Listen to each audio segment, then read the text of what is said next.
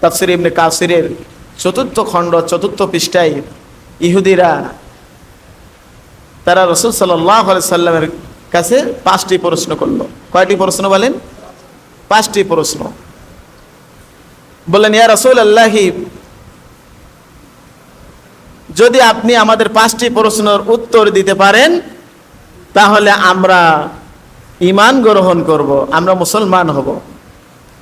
রাসূল সাল্লাল্লাহু আলাইহি সাল্লাম তাদের কাছে জিজ্ঞাসা করলেন, রিপিট করে জিজ্ঞাসা করলেন, তোমরা কি সত্যি ঈমান আনবে?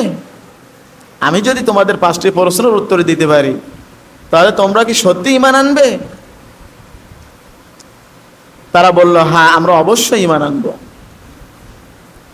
দেখবেন অনেক মানুষ আছে যারা একজন আরেকজনকে ঠকানোর জন্য, তাকে অপমান করার জন্য অনেক কিছু জিজ্ঞাসা করে, প্রশ্ন করে, ঠিক না বলেন?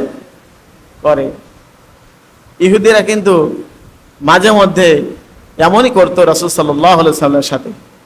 রাসূল সাল্লাল্লাহু আলাইহি সাল্লাম বললেন, ঠিক আছে, তোমরা তোমাদের প্রশ্ন করতে পারো।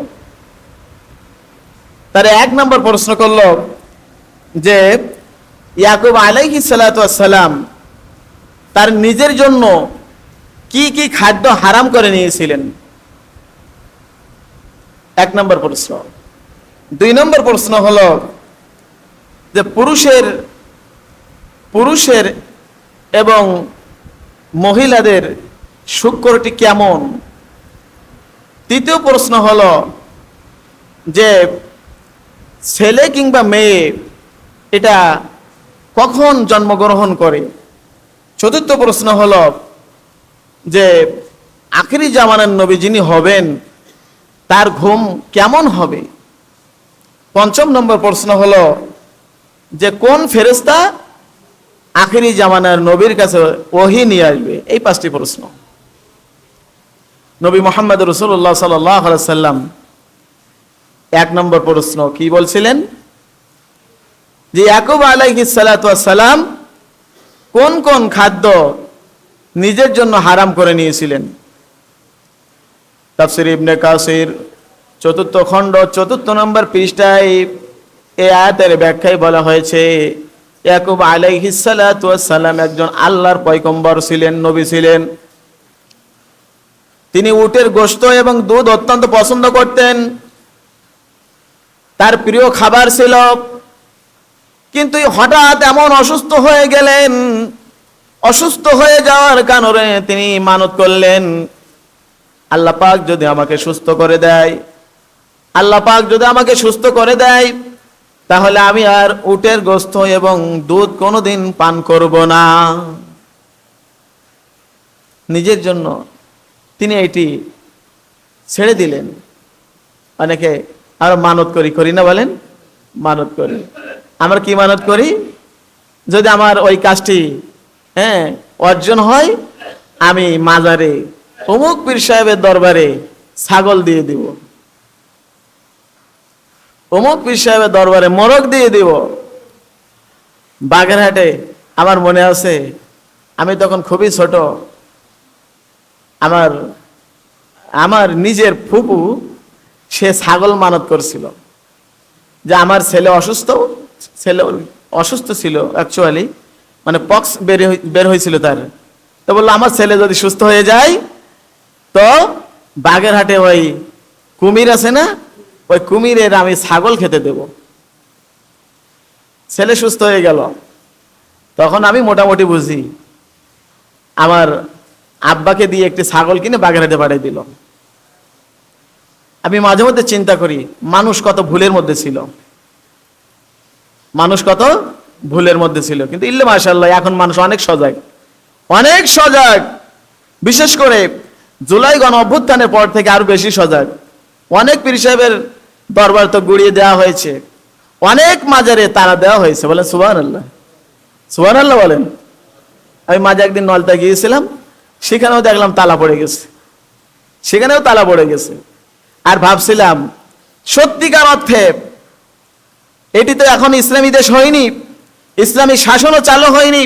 যদি ইসলামী দেশ হয় এবং ইসলামী শাসন চালু হয়ে যায়, কোরআন দিয়ে যদি এ দেশ সমাজ পরিচালিত হয়, তাহলে এদেশের মাজারগুলো শুধু নয়, সমস্ত শিরিকগুলো মুহূর্তের মধ্যে বন্ধ হয়ে যাবে। সুবহানাল্লাহ। শিরিকগুলো বন্ধ হয়ে যাবে। এটি তখনই সম্ভব হবে যখনই ইসলামী রাষ্ট্র হয়ে যাবে, কোরআন দিয়ে সমাজ পরিচালিত হবে। কারণ কোন দরগায়, কোন মাজারে, কোন পীর সাহেবের কবরে মানতের দ্বারা কোনো লাভ হয় না, বরং ব্যক্তির ঈমান নষ্ট হয়ে যায়, শিরিক হয়ে যায়। ইয়াকুব আলাইহিস সালাতু ওয়াস সালাম তিনি মানত করলেন, সুস্থ হয়ে গেলেন। এরপর থেকে তিনি আর কোনোদিন উটের গোশত এবং দুধ গ্রহণ করেন নাই। 1 নম্বর প্রশ্ন গেল। 2 নম্বর প্রশ্ন হলো, ইহুদিরা প্রশ্ন করেছিল পুরুষ এবং মহিলা উভয়ের সিমেন্ট কেমন হবে, শুক্র কেমন হবে। রাসূল সাল্লাল্লাহু আলাইহি সাল্লাম তার বর্ণনাও দিয়ে দিলেন, বললেন পুরুষ যারা হবে এদের সিমেন্ট হবে একটু গাঢ়ালো এবং কালারটি হবে সাদা, আর মহিলা যারা হবে তাদের সিমেন্টটি হবে পাতলা এবং হালকা হলদে মতো। 3 নম্বর প্রশ্ন, রাসূল সাল্লাল্লাহু আলাইহি সাল্লাম বললেন স্বামী স্ত্রী উভয়ের মিলনের কারণে যার সিমেন্ট বেশি প্রাধান্য পাবে, সন্তান তার মতন হবে, সন্তান ছেলে হবে কিংবা মেয়ে হবে। বলেন সুবহানাল্লাহ। 4 নম্বর প্রশ্ন হলো, আখিরি জামানার নবী যিনি হবেন তার ঘুম কেমন হবে। আমরা তো ঘুমাইলে কিছু বলতে পারি না, এই দুনিয়ার কোনো সংবাদ জানি না, কিন্তু আখিরি জামানার নবী যিনি হবেন তার ঘুম হবে, তার চোখও নিদ্রায় যাবে কিন্তু অন্তর জাগ্রত থাকবে, নিদ্রায় যাবে না। সুবহানাল্লাহ। আখিরি জামানার পয়গম্বর যিনি হবেন, এজন্য নবী মুহাম্মদ রাসূলুল্লাহ সাল্লাল্লাহু আলাইহি সাল্লাম তিনি যখন ঘুমাতেন তার চোখও বন্ধ হতো কিন্তু অন্তর জাগ্রত থাকতো। বলেন সুবহানাল্লাহ। সুবহানাল্লাহ বলেন। চোখও বন্ধ কিন্তু অন্তর জাগ্রত। একজন ইহুদি রাসূল সাল্লাল্লাহু আলাইহি সাল্লাম গাছের নিচে ঘুমায় আছেন, তরবারি নিয়ে রাসূল সাল্লাল্লাহু আলাইহি সাল্লামকে হত্যা করার জন্য গেলেন। দূর থেকে চিন্তা করলেন মুহাম্মদ তো গাছের নিচে ঘুমায়, এই তো সুযোগ চলে যায় তাকে হত্যা করার। ইহুদি এগিয়ে যায়, আবার একটু পিছিয়ে আসে, আবার এগিয়ে যায়। এমনি ভাবে যখন রাসূল সাল্লাল্লাহু আলাইহি সাল্লামের নিকটবর্তী হলো, রাসূল সাল্লাল্লাহু আলাইহি সাল্লাম সাথে সাথে জেগে উঠলেন। বলেন সুবহানাল্লাহ। ইহুদি ভয় পেয়ে গেল। নবী মুহাম্মদ রাসূলুল্লাহ সাল্লাল্লাহু আলাইহি সাল্লাম বললেন, ভয় পাওয়ার কিছু নাই, আমি জানি তুমি আমাকে হত্যা করতে এসেছো, কিন্তু পারবে না। আমার জীবন, আমার মরণের মালিক যিনি, যার হাতে আমার জীবন আমার মরণ, তার হুকুম ছাড়া আমাকে কেউ মারতে পারবে না। কথা বলেন ঠিক কিনা। ইহুদি মুসলমান হয়ে গেলেন। এজন্য নবী মুহাম্মদ রাসূলুল্লাহ সাল্লাল্লাহু আলাইহি সাল্লামের ঘুমটি ছিল এমন। 4 নম্বর প্রশ্ন গেল। 5 নম্বর প্রশ্ন হলো, কোন ফেরেশতা ওহী নিয়ে আসে। বিশ্বনবী সাল্লাল্লাহু আলাইহি সাল্লাম বললেন, ওহী নিয়ে আসে ওই ফেরেশতা যিনি হলেন ফেরেশতাদের সর্দার। সকল পয়গম্বরের কাছে ওহী নিয়ে আসতেন। মুহাম্মদ রাসূলুল্লাহ আমার কাছেও জিবরিল আমিন ওহী নিয়ে আসে। বলেন সুবহানাল্লাহ। 5টি প্রশ্নের উত্তর দিয়ে দিলেন। ইহুদিরা